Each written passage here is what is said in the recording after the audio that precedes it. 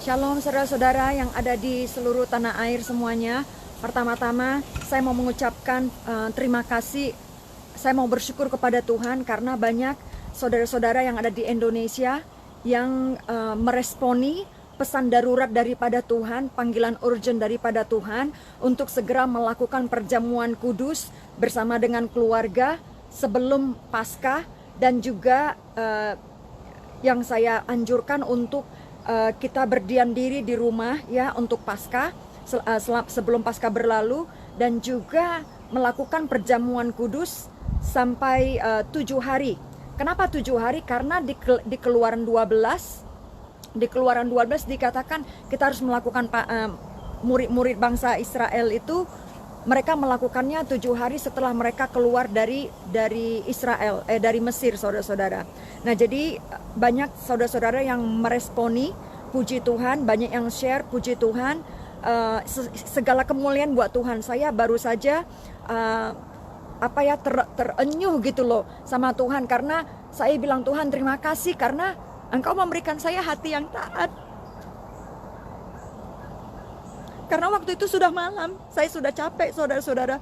Tapi karena saya lihat, saya dapat foto orang-orang yang jatuh bergelimpangan. Saya sebenarnya tidak tahu itu ada di mana. Apakah itu ada di Jakarta atau itu di daerah daerah yang lain. Yang saya tahu itu di Indonesia. Jadi saya tidak sempat mengecek kebenarannya di mana wilayahnya, nggak sempat tanya pendengarnya begitu. Tapi ketika saya melihat orang-orang jatuh di jalan begitu, saya merasa seperti Tuhan bilang cepat lakukan begitu. Jadi saya bilang oke lah Tuhan, saya sih nggak persiapan tapi oke saya lakukan gitu. Dan Tuhan sebarkan sebanyak mungkin, karena saya tidak tahu, saya tidak kenal banyak orang di Indonesia begitu. Dan memang dari tahun yang lalu, dari sejak 2 tahun yang lalu, Tuhan katakan, Hana, kamu mulai melakukan pelayananmu lewat Facebook Live begitu. Jadi saya mulai sering melakukan Facebook Live, penyembahan Facebook Live dari 2 tahun yang lalu begitu ya. Dan ternyata sekarang saya tahu bahwa Tuhan sedang mempersiapkan saya untuk segera melakukan hal-hal tertentu. Karena juga begini saudara-saudara, tantangan saya sebagai seorang nabi begitu, biasanya itu ketika Tuhan menyampaikan firman-Nya kepada jemaatnya begitu untuk didengarkan begitu, biasanya tantangannya itu adalah para pendeta-pendeta, para gembala-gembala begitu ya, karena mereka nggak suka nabi, mereka nggak suka kabar, berita-berita yang menghebohkan atau berita-berita yang kelihatannya tuh negatif gitu ya, atau yang menggentarkan begitu. Tapi Tuhan bilang begini, aku akan membangun highway, jalan tol, yaitu internet begitu, jalan. Jadi bagi saya Tuhan katakan internet ini yaitu boleh dikatakan tuh instrumen dunia gitu ya, kekayaan dunia.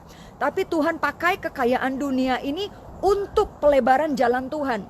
Jadi Tuhan katakan, aku akan membangun jalan tol buat kamu Hana. Jadi kamu gak perlu dari gereja ke gereja untuk memberitakan Tuhan, harus berhadapan dengan penolakan pendeta dan sebagainya begitu ya. Jadi saya bersyukur karena banyak umat Tuhan, saya taat, banyak umat Tuhan meresponi. Saya mulai berpikir, Tuhan, saya ini fokusnya untuk pelayanan luar negeri, bahasa Inggris atau bahasa Indonesia. Tapi saya melihat respon dalam khotbah bahasa Indonesia itu banyak sekali, sampai hampir 17.000 view gitu ya. Dan saya melihat ini adalah suatu signal daripada Tuhan bahwa ternyata banyak gereja-gereja di Indonesia, yang anak-anak Tuhan di Indonesia yang banyak sekali tidak memiliki akses gitu loh untuk suara-suara Tuhan membangunkan iman gitu loh, yang membangunkan jiwa gitu loh, yang dari ketertiduran rohani kita. Oleh sebab itu, saudara-saudara, saya akan setia, tambah giat lagi saudara-saudara untuk mencoba memperlengkapi gereja-gereja yang ada di Indonesia, anak Tuhan yang ada di Indonesia melalui online ini. Dan kalau saudara punya panggilan untuk menjadi pendoa gitu ya, pendoa atau sebagai panggilan seorang nabi, tapi tidak punya mentor, tidak punya pengajar, tidak punya orang yang bisa mengajar saudara, Tuhan katakan memang sudah lama kamu harus bikin sekolah kenabian online. Jadi saya akan lagi mengatur waktunya, strateginya, bagaimana caranya untuk saya bisa membantu anak-anak Tuhan yang ada di Indonesia agar saudara-saudara yang memiliki panggilan kenabian atau panggilan pendoa gitu ya, bisa naik tingkat dari seorang pendoa menjadi seorang nabi Tuhan yang Tuhan bisa pakai ke seluruh dunia, ke kota-kota saudara, ke jemaat lokal saudara gitu ya, dan memperlengkapi gereja Tuhan. Amin. So doakan saudara untuk hal tersebut. Kali ini saya nggak mau panjang lebar, saya mau cerita tentang pelajaran dari sangge-sangge saya atau serai saya di belakang rumah tangga yang saya baru lihat. Saya mau kasih tahu ya, mau kasih lihat saudara-saudara. Ini adalah pohon serai. Ini saya baru tanam sekitar mungkin 1 bulan yang lalu. Nah, ini ketika musim semi, saudara, ketika musim semi, bukan musim semi ya, ketika musim dingin, ini mereka mati, saudara, mati gitu. Saya pikir mereka mati total. Jadi sekitar seminggu yang lalu atau 2 minggu yang lalu deh, kalau tidak salah, nggak kurang dari 2 minggu deh, saya hampir cabut total ke bawah-bawahnya, teman-teman. Saya pikir aduh ini mah udah mati, nggak bakal muncul lagi begitu.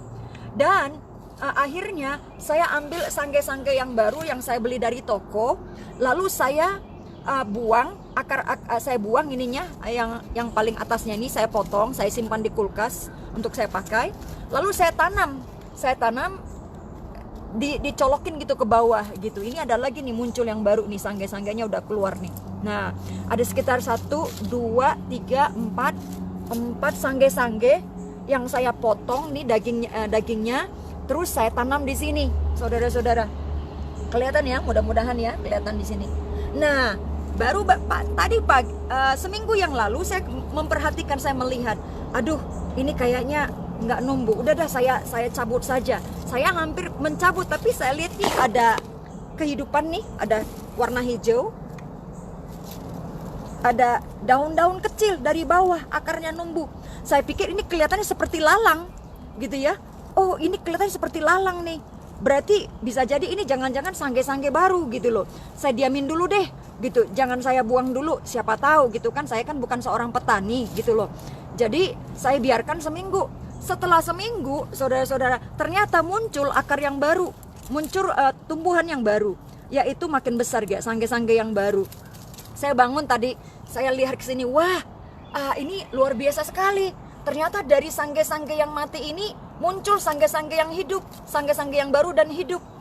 Dan lihatlah saudara-saudara, setelah ini saya matikan, saya dipotong, lihatlah muncul, mudah-mudahan kelihatan ya, muncul akar yang baru, daun yang baru, kehidupan yang baru.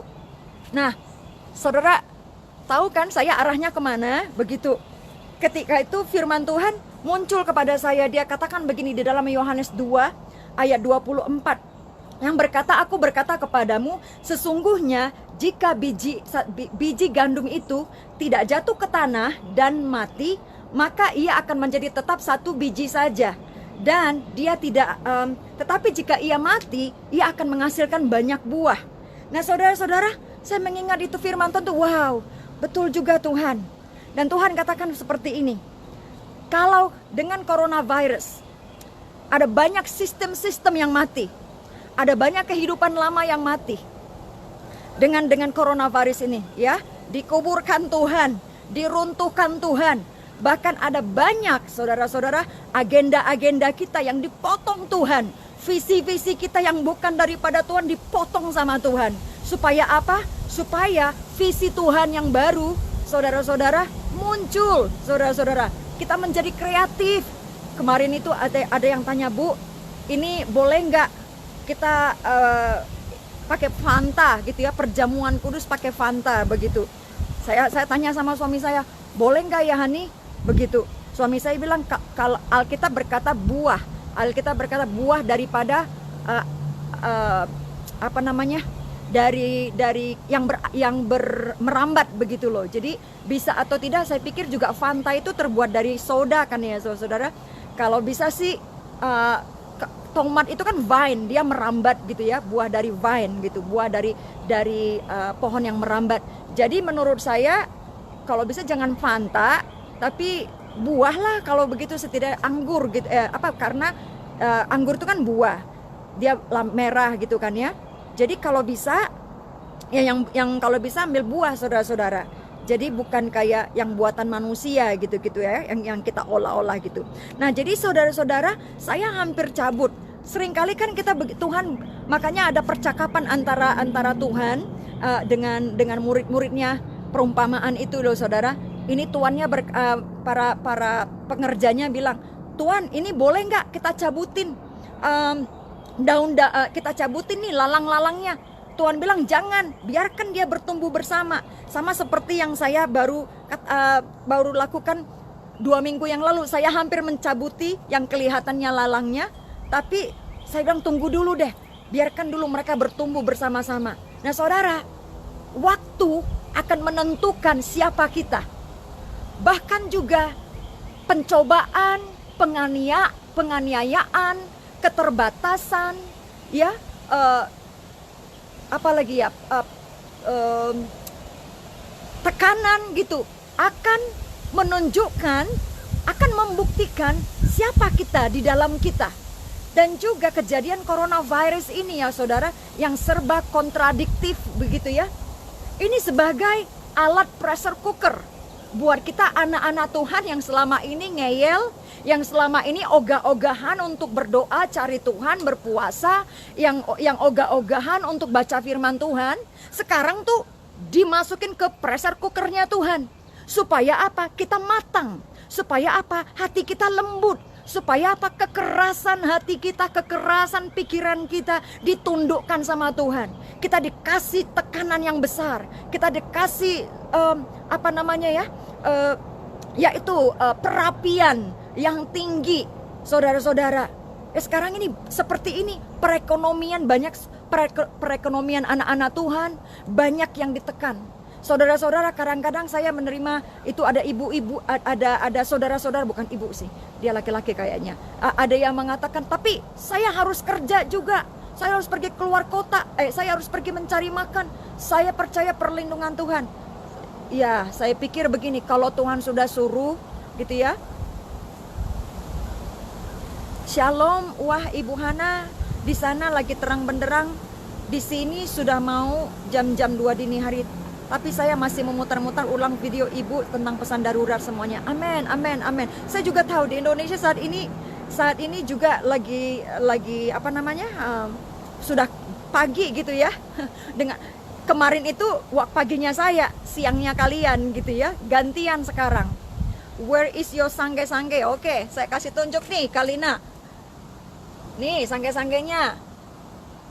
Sangge-sangge baru muncul. Jadi saya memberikan 2 pengujian. Satu, saya kasih bakar, saya potong nih sangge-sangge dari toko, saya tanam di sini, masukin ke sini, dan ternyata numbuh nih dua akar. Oke? Nah, lalu saya uji lagi yang lain. Saya semua satu sangge-sangge dari toko saya tinggal tancapkan gitu ke tanah dan dia muncul gitu. Tapi tahu tidak perbedaannya apa antara sangge-sangge yang saya potong dengan sangge-sangge yang tidak saya potong? Nah, lihatlah saudara-saudara, dia tetap menjadi satu sangge-sangge. Saudara-saudara, saya nggak bisa panen ini kecuali kalau saya potong gitu ya, dia muncul 2 sangge-sangge nih. Luar biasa kan ya saudara-saudara? Percis tadi seperti Alkitab itu yang berkata, jikalau biji gandum dia tidak jatuh ke tanah dan mati, dia akan tetap menjadi 1 biji dan dia tidak akan berbuah banyak. Tapi lihat sangge-sangge ini aja saudara-saudara, sekarang dia jadi bisa menjadi 2 biji, ini akan menjadi 2 sangge-sangge nih saudara-saudara. Jadi saudara luar biasa ya. Jadi Tuhan itu selalu berbicara lewat alam di sekitar kita, saudara-saudara. Jadi alam pun berbicara kepada kita. Makanya firman Tuhan berkata, tidak ada satu orang pun di muka bumi ini yang berani berkata tidak ada Tuhan. Saudara, kalau kita mau tahu ada Tuhan atau tidak, Coba kita belajar dari alam sekitar kita. Pohon-pohon dengan musim itu menunjukkan karakter Tuhan. Semuanya itu menunjukkan cara Tuhan bekerja, cara Tuhan berpikir. Kita lihat saja orang-orang lingkungan di sekitar kita, saudara. Kita bisa belajar. Jadi tidak ada satu manusia pun di bumi ini yang tidak mengenal Allah. Makanya firman Tuhan berkata, bumi penuh dengan kemuliaan Tuhan. Oke, kembali lagi saudara, dalam coronavirus ini, saudara, ini coronavirus adalah pressure cookernya Tuhan buat kita gereja Tuhan, buat kita anak-anak Tuhan secara pribadi. Karena apa? Dengan adanya tekanan, dengan adanya lockdown, dengan adanya pekerjaan-pekerjaan dicabut di sana sini, Tuhan mau lihat nih reaksi kita seperti apa. Tuhan mau melihat nih sikap kita, iman kita sejauh apa, sebesar apa, saudara-saudara.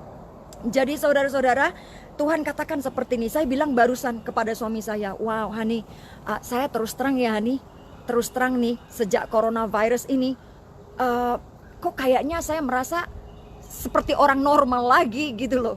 Kayak seperti orang normal, kehidupan itu kok indah gitu ya. Sederhana, hidup itu sederhana, hidup itu nyaman, hidup itu sebenarnya nyaman. Tapi kadang-kala kita kehidupan yang Tuhan berikan kepada kita itu sebenarnya kehidupan yang baik, kehidupan yang nyaman. Yang membuat kehidupan kita itu tidak baik dan tidak nyaman adalah kadang-kadang tindakan kita sendiri, adalah kadang-kadang pola pikir kita sendiri.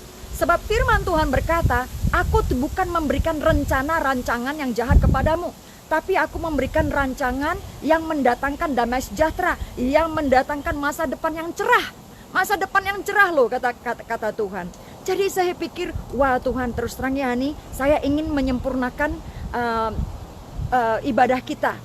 Jadi saya terus terang pribadi, saudara-saudara, saya bilang, saya akan terus nih melayani anak-anak di Indonesia, supaya anak-anak di Indonesia ini, anak-anak Tuhan di Indonesia ini maju gitu ya, maju dan bangkit. Kenapa saudara-saudara? Saudara harus bersiap-siap, karena Indonesia, China, India sedang diangkat Tuhan.